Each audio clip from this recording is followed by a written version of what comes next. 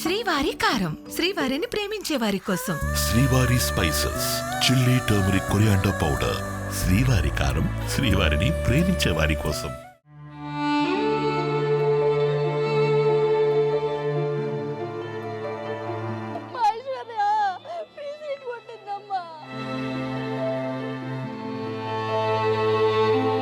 పాప చనిపోయిందమ్మా. నా ఆరోగ్యం ఎట్లున్నా పర్లేదు, పాపది లేదు. ఇక నాకేం చెప్పడానికి వస్తలేదమ్మా. రాంగ్ రూట్లో వచ్చి కొట్టాడమ్మా. మాది ఒక పర్సెంట్ కూడా తప్పలేదమ్మా, 1% కూడా తప్పలేదు.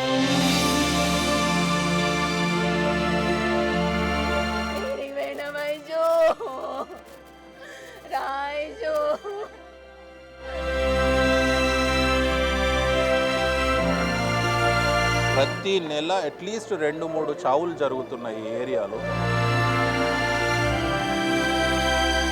ఐశ్వర్య మరణం ఇప్పుడు ఓ కొత్త ప్రశ్నను మనకు వదిలి వెళ్ళింది. నా చావుకు కారణమేంటని. ఆమె ప్రాణం తీసిన రోడ్డు ప్రమాదం ఇప్పుడు అధికారులను, వాహనాలను నడిపేవారిని నిలదీస్తోంది. ప్రాణం తీసేంత పాపం నేనేం చేశానంటూ ఐశ్వర్య ఆత్మ మనందర్నీ ప్రశ్నిస్తోంది. కాలేజ్కు వెళ్లేందుకు తండ్రితో కలిసి రోడ్డుపైకొచ్చింది ఐశ్వర్య. ఇంతలో అతి వేగంగా దూసుకొచ్చిన కారు వారిద్దరిని ఢీకొట్టడం, ఐశ్వర్య ప్రాణాలు వదలడం, తండ్రి తీవ్రంగా గాయపడ్డం రెప్పపాటు కాలంలో జరిగిపోయాయి. డాక్టర్ కావాల్సిన ఐశ్వర్య అలా నిర్జీవంగా పడి ఉండడం చూసి కన్నీరు కార్చని వారు లేరు. ఆఖరికి తండ్రి ఆఖరి చూపు చూసుకోవడానికి కూడా లేని పరిస్థితి. అదే ప్రమాదంలో తీవ్రంగా గాయపడి చికిత్స పొందుతున్నాడు తండ్రి. ఆ తండ్రికి సర్జరీ అయ్యి ఐసీయూలో ఉండడంతో 2 రోజుల పాటు అంత్యక్రియలను వాయిదా వేశారు. ఆ తండ్రి కాస్త స్పృహలోకి వచ్చాక అంబులెన్స్లో శ్మశాన వాటికకు వచ్చిన వైనం అక్కడున్న వారిని కదిలించింది. ఏం ధైర్యం చెప్పలేకపోతున్నామ్మా. నాకు పాప నా కళ్ళ ముందే పోయింది. ఇంకేం చెప్పాను. ఈ పరిస్థితుల్లో అయితే నేను ధైర్యం చెప్పలేకపోతున్నా. ఎప్పుడు తెలిసింది పాప చనిపోయిందని? నేను ఎంబడే ఉన్నానమ్మా. నేను స్కూల్లోనే ఉన్నా, పాపను చూసా. ప్రతి బస్ స్టాప్ కాడ పుట్టుపోతు కావాలమ్మా. పైనుంచి మనుషులు దాడటానికి ఉండాలి, లేకపోతే ఇట్లనే విచ్చలవిడిగా ప్రాణాలు పోతాయమ్మా. తన కళ్ళ ముందే తాను చూస్తుండగానే ప్రాణానికి ప్రాణంగా పెంచుకున్న తన బిడ్డ ప్రాణం పోయిందంటూ ఐశ్వర్య తండ్రి పడుతున్న ఆవేదనను తీర్చేదెవరు? పోయిన ఐశ్వర్య ప్రాణాన్ని తీసుకొచ్చేదెవరు?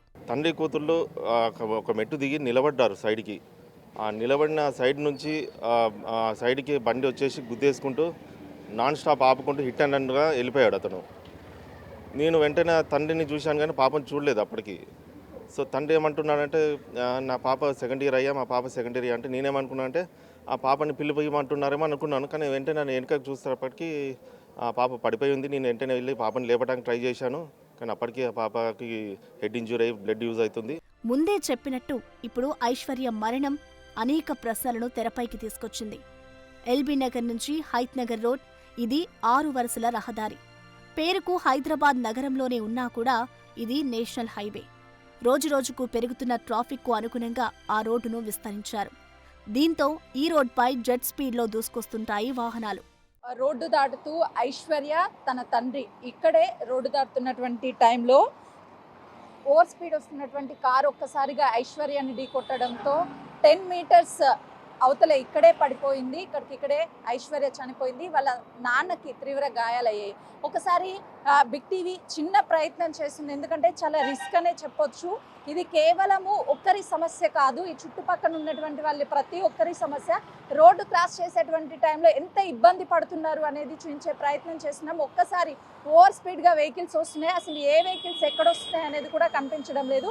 యాస్టీస్గా ఇలానే రోడ్డు క్రాస్ చేస్తుంది ఐశ్వర్య వాళ్ళ నాన్న. ఒకసారి నేను వెనక్కి అంటే వెహికల్స్ స్పీడ్ మనకి చూస్తే కనిపిస్తుంది. ఎక్కడా కూడా ఒక జస్ట్ సెకండ్స్ రోడ్డు క్రాస్ చేసేటువంటి టైంలో ఇక్కడికి రావడానికి ఎంత రిస్క్ అవుతుంది అనేది కూడా చూపించే ప్రయత్నం కేవలము అధికారులకి తెలియజేయడానికే ఈ చిన్న ప్రయత్నం బిగ్ టీవీ చేస్తుంది. ఇంకా ఎవ్వరి ప్రాణాలు పోవద్దు అని చెప్పేసి చూడొచ్చు. వాళ్ళు రోడ్డు క్రాస్ చేసేటప్పుడు కూడా వాహనాలకి ఒకవైపు చెయ్యి అడ్డు పెట్టి రోడ్డు క్రాస్ చేస్తున్నటువంటి పరిస్థితి అయితే ఉందనే చెప్పుకోవాలి. ఇలానే ఓవర్ స్పీడ్గా ఇంకొకసారి నేను రోడ్డు అవతల వైపుకి రావడానికి ప్రయత్నం చేశాను. ఎక్కడ రోడ్డు దాటేటువంటి టైంలో కూడా జీబ్రా క్రాసింగ్ అనేది మనకి ఎక్కడా కనిపించడం లేదు. ఒకవేళ బస్ స్టాండ్కి వెళ్ళాలి అంటే ఇక్కడ నుంచి అక్కడికి వెళ్ళడానికి ఈ రోడ్డే ఉంటుంది. మొత్తం ఇలాంటివి అంటే పబ్లిక్ నడవడానికి గ్రిల్స్ మధ్యలో కొంత గ్యాప్ ఏర్పాటు చేశారు. ఈ గ్యాప్ నుంచి అక్కడికి వెళ్ళాలి అంటే బస్ ఎక్కాలి అంటే ఎల్బీ నగర్ నుంచి ఇక్కడ వరకు కేవలము 3 మాత్రమే ఇలాంటివి ఏర్పాటు చేశారు. ఇలా నడిచి వెళ్ళాలి అంటే ఎక్కడ కూడా వచ్చేటువంటి వెహికల్స్ ఆగడానికి సిగ్నల్స్ ఇలాంటి ప్లేసెస్లో లేవు కాబట్టి ఓవర్ స్పీడ్ ఆ స్పీడ్ లిమిట్ అనేది ఖచ్చితంగా ఇక్కడ ఏర్పాటు చేయాలి. దాంతోపాటు ఈ జీబ్రా క్రాసింగ్ లైన్స్ ఎప్పుడైతే ఏర్పాటు చేస్తారో ఇలాంటి ప్రమాదాలు జరగవు. మొత్తము ఇలా కొన్ని కిలోమీటర్స్ వరకు ఇది, ఎందుకంటే విజయవాడకి వెళ్ళేటువంటి హైవే మార్గము ఎల్బీ నగర్ విజయవాడ. సో ఈ మార్గంలో వెహికల్స్ 100 నుంచి 120 స్పీడ్ వల్ల ఈ 6 లేన్ల రోడ్లు కూడా సేమ్ ఇలానే ఉన్నాయి కాబట్టి స్పీడ్ లిమిట్తో పాటు ఖచ్చితంగా ఈ జిబ్రా క్రాసింగ్ లైన్స్ ఇవన్నీ ఏర్పాటు చేస్తే ఇలాంటి ప్రమాదాలు జరగవు అని చెప్పేసి అటు పాదాచారులు చెప్తున్నారు. రోడ్డు విస్తరణ చేశారు, బాగానే ఉంది. కానీ ప్రజలు రోడ్డు దాటడానికి కావాల్సిన ఏర్పాట్లను చేయడం మాత్రం మర్చారు. ఈ రోడ్డును దాటడం అనేది ప్రాణాలతో చెలగాటమనే చెప్పాలి. హైవేనే పెద్ద ప్రాబ్లం. యాక్చువల్గా ఇది సిటీ లిమిట్స్, ఎంతో పాపులేషన్ ఉన్న కొన్ని వేలు, ఇప్పుడు ఇక్కడ హయత్నగర్ ఏరియాలోనే 1,00,000 పైన 1,50,000 పబ్లిక్ ఉన్నటువంటి ఏరియా ఇది. అట్లాంటి ఏరియాలో ఈ బ్యారికేడ్స్ పెట్టేసి హైవే అటు వెళ్ళాలి, సిటీకి వెళ్ళాలంటే ఖచ్చితంగా రోడ్ దాటాల్సిన పరిస్థితి. రోడ్ దాటాలి అంటే చాలా ఇబ్బంది ఉన్నది. ఎన్నో యాక్సిడెంట్స్ ప్రతి నెల అట్లీస్ట్ 2-3 చావులు జరుగుతున్నాయి ఈ ఏరియాలో. డిపో దగ్గర ఆర్టీసీ డిపోలో మార్నింగ్ డ్యూటీకి వెళ్తూ ఒక అతను యాక్సిడెంట్ అయి చనిపోయిండు సాయిబాబు గుడి దగ్గర. డిపో దగ్గర అట్లానే 2-3 ఇన్సిడెంట్స్. ఇదే ఆర్టీసీ కాలనీలో 2-3 ప్రతి నెల 2-3 ఇన్సిడెంట్స్ అవుతున్నాయి. ఎట్లాంటి జాగ్రత్తలు కానీ ఎట్లాంటి ప్రికాషన్స్ కానీ గవర్నమెంట్ తీసుకోవట్లేదు. ఈ రోడ్డు వల్ల చాలా డిఫరెన్స్ అయింది. మళ్ళీ పొద్దున మార్నింగ్ అడావుడిగా డ్యూటీలోకి వెళ్ళిపోతూ టైం అయిపోతున్నాయని చెప్పేసి అసలు చిన్న వేగం కూడా వస్తలేవు బండ్లు మాటకు. ఎందుకంటే 2-3 చోట్ల 4 దిక్కుల రోడ్లు అయిపోయినది. ఈ ఏవీ రోడ్ల మీద కూడా రోడ్డు దాటుతున్నారు అనే జ్ఞానం కూడా లేకుండా ఒక్కసారిగా వచ్చేసి చాలా ప్రాబ్లం చేస్తుంది. దీన్ని త్వరగా క్లియర్ చేయాలని చెప్పేసి మనం చేసుకుంటున్నాము. ఇది ఎల్బీ నగర్ నుంచి హైత్ నగర్కు వెళ్లే రోడ్డు పరిస్థితి. ఈ రోడ్డు గురించి కదిలిస్తే అక్కడి స్థానికులు చెప్పిన మాటలు వినండి. యాక్చువల్గా వాస్తవానికి 2 years అయింది ఇది రోడ్డు కన్స్ట్రక్షన్ మొత్తం కాబట్టి. ఆ 2 years వల్ల ఏమైందంటే మధ్యలో ఒక 1 kilometer దూరాన కూడా యూటర్న్ ఇస్తే టర్న్ చేసుకొని వస్తారు తప్ప ఈ మధ్యలో కాలనీస్ మధ్యలో ఏవైతే ఇచ్చిరో మన మనుషులు దాటడానికి ఏవైతే ఇచ్చిండో మెయిన్ సర్వీస్ రోడ్లు ఏవైతే ఉన్నాయో సర్వీస్ రోడ్లో 2 sides వెహికల్స్ అటు ఇటు పార్కింగ్ చేస్తారు. హోటళ్ళు మామూలు కమర్షియల్ ఉన్నాయి కదా, కమర్షియల్ మధ్యలో వెహికల్ స్టాండింగ్ చేసే వరకు ఈ దాటానికి ఇబ్బందిగా అయ్యి ఈ మధ్యలో ఏవైతే సింగిల్గా మనుషులు నడవడానికి ఇచ్చిరో దయచేసి అవి బంద్ చేసి యూటర్న్గా చేసి మెయిన్ సర్వీస్ రోడ్ కంప్లీట్ చేయాలి. సర్వీస్ రోడ్ కంప్లీట్ చేసి ఇప్పుడు ప్రస్తుతానికి ఇక్కడ వేసారు, వాడి స్కూల్ దగ్గర ఒకటి వేసారు, మనుషులు దానికి ఫ్లైఓవర్ పైన వేసారు ఇన్పై. ఈ రోడ్డుపై ఇలాంటి ప్రమాదాల్లో మృతి చెందిన వారి లిస్టులో ఇకపై ఐశ్వర్య తర్వాత ఎవరూ ఉండకూడదంటున్నారు. ఇప్పటికైనా ఫుట్ ఓవర్ బ్రిడ్జ్ నిర్మించి ప్రజల ప్రాణాలను కాపాడాలని కోరుతున్నారు స్థానికులు. ఫ్యూచర్లో ఇక్కడ ఖచ్చితంగా ఫుట్ ఓవర్ బ్రిడ్జ్ నిర్మించి ఆ ఫుట్ ఓవర్ బ్రిడ్జ్కి ఐశ్వర్య పేరు పెట్టి ఆ పాప డాక్టర్గా సేవ్ చేయాల్సింది ఈ రకంగా సేవ్ చేస్తుందని చెప్పి మేము ఖచ్చితంగా నమ్ముతాము. కావాల్సింది మాకు ఆ ఫుట్ ఓవర్ బ్రిడ్జ్ అనేది శాంక్షన్ చేయాలని చెప్పి కోరుతున్నాము. ఈ మాటలు విన్న తర్వాత అసలు ఈ రోడ్డుపై యూటర్న్ల పరిస్థితి ఏంటనే విషయంపై బిగ్ టీవీ టీం ఫోకస్ చేసింది. అక్కడ పరిస్థితి ఎలా ఉందో చూడండి.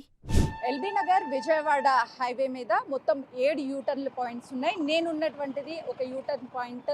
ఇక్కడ నుంచి వెళ్ళాలి అంటే దాదాపు 2 కిలోమీటర్ల దూరంలోకి వెళ్ళి యూటర్న్ చేసుకోవాలని చెప్తున్నారు. చాలా వరకు రోడ్డు క్రాస్ చేయడానికి చాలా దూరం వెళ్లాల్సి వస్తుంది అని చెప్పేసి ఇలానే ఎగ్జాక్ట్గా రాంగ్ రూట్లో వెళ్తూ యాక్సిడెంట్లకి కారణమవుతున్నారు. అయితే పక్కనే ఉన్నటువంటి హాస్పిటల్కో లేదు అనంటే తమ ఇంటికో వెళ్ళాలి అనంటే దాదాపు 2-3 కిలోమీటర్లకి వరకు వెళ్ళాలా అని చెప్పేసి ఇలా రాంగ్ రూట్లో వెళ్తూ కేవలము వాళ్ళ ప్రాణాలను పోగొట్టుకోవడమే కాకుండా ఎదురుగా వస్తున్నటువంటి ప్రాణాలను కూడా తీస్తున్నటువంటి పరిస్థితి ఉంది. అయితే యూటర్న్స్ తక్కువ కిలోమీటర్లలో ఏర్పాటు చేయాలి, లేదు అనంటే దూరంగా ఉన్నటువంటి యూటర్న్స్కి వెళ్ళేటప్పుడైనా సరే కనీసము వాహనదారులు ఒక చైతన్యం కలిగి ఆ దూరంగా ఉన్నటువంటి యూటర్న్స్ వరకు వెళ్ళి వాళ్ళు యూటర్న్ తీసుకువస్తే ఇలాంటి ప్రమాదాలు అనేవి జరగవు. కానీ వాహనదారులు మాత్రం షార్ట్ కట్స్ అని చెప్పేసి ఎదురుగా వస్తున్నటువంటి ఎవరి ప్రాణాలు పోతే మాకేంటి అని చెప్పేసి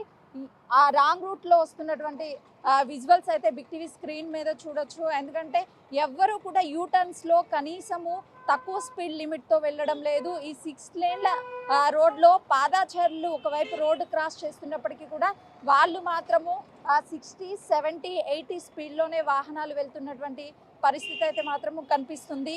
ఓవరాల్గా చూసుకుంటే ఈ హైవేల మీద 6 లేన్లు ఏర్పాటు చేసినప్పటికీ యూటర్న్ల దగ్గరికి వెళ్లకుండా వాహనదారులు షార్ట్ కట్ మార్గాల్లోనే యూటర్న్లు తీస్తూ ప్రజల ప్రాణాలతో అయితే చెలగాటమాడుతున్నటువంటి పరిస్థితి ఉంది. ఫుట్ ఓవర్ బ్రిడ్జిలు లేవు. ప్రజలు రోడ్డు దాటడానికి కనీసం సిగ్నల్స్ కూడా లేవు. మరి అసలు ఇక్కడ రోడ్డు దాటడం ఎలా అని ప్రశ్నిస్తున్నారు స్థానికులు.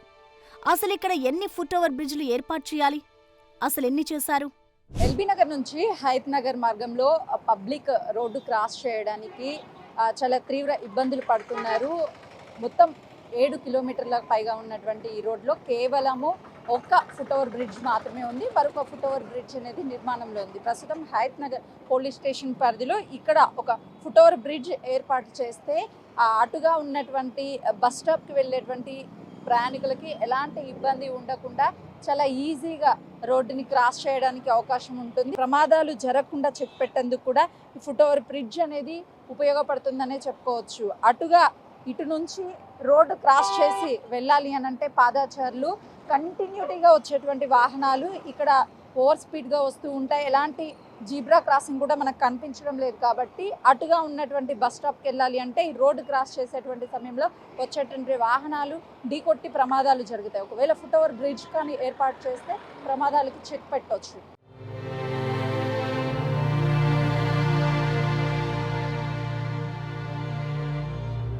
రవాణా సౌకర్యాల కోసం ఏర్పాటు చేసినటువంటి మార్గాలు ప్రజల ప్రాణాలు తీసే విధంగా మారుతున్నాయి. దీనిపై ఇప్పటికైనా అధికారులు చర్యలు తీసుకోవాలి. సిగ్నల్ని ఏర్పాటు చేయడంతో పాటు ఫుట్ ఓవర్ బ్రిడ్జ్ని అదేవిధంగా జీబ్రా క్రాసింగ్ లైన్లని ఏర్పాటు చేసి ఇలాంటి ప్రమాదాలకి చెక్ పెట్టే విధంగా అధికారులు నిర్ణయం తీసుకోవాలి.